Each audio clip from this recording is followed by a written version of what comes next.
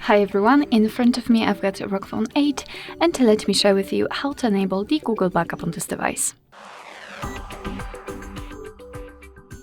So let's start with opening the settings, and here in this general list we have to scroll down to find the system. Let's tap on it.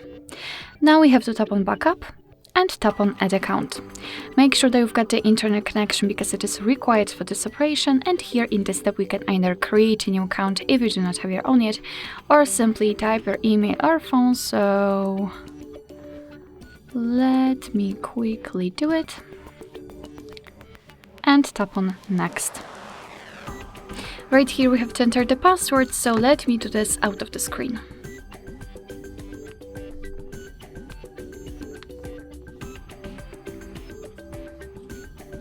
Alright, we've got it, so let's tap on next. Here we've got Google Terms of Service and Privacy Policy, so simply tap on it to learn more and tap on I agree. Here we've got the backup information, so you're able to use 15 GB of the Google account to backup apps and apps data, call history, contacts, device settings, and text messages. Of course, you can tap on more details to learn more. Your device will backup the data automatically, stored securely, and you can manage it whenever you want to.